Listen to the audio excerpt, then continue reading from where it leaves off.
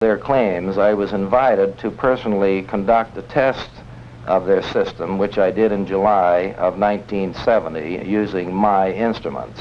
I was again invited to see the system in 1971 and noted several modifications had been made in the equipment, which had been in operation for several hours before my arrival.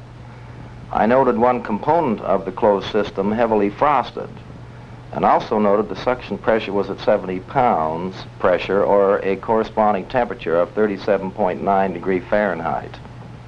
And as ice forms at 32 degree Fahrenheit, this condition was impossible. The temperature at the frosted component, incidentally, was minus 40 degree Fahrenheit.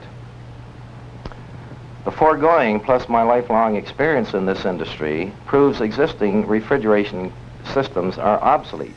Instead of slowly easing into this, this was all laid on him. He came up, he'd heard these fantastic results of a COP of 150,000, which is what the Langenheim-Kaiser report said. However, he had read the Kaiser-Langenheim report, and he had read the reports, the official reports, which said, oh no, you can't do this. Whatever the readings are, they're a mistake, and you have to change those numbers to fit our outdated, broken, false model.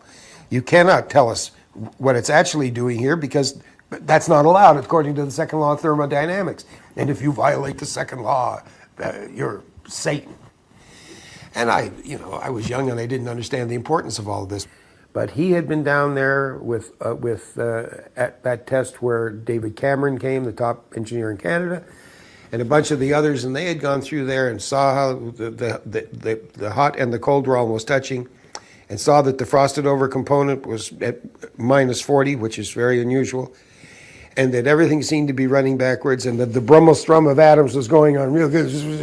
I mean, the machine's like it has St. Vitus dance.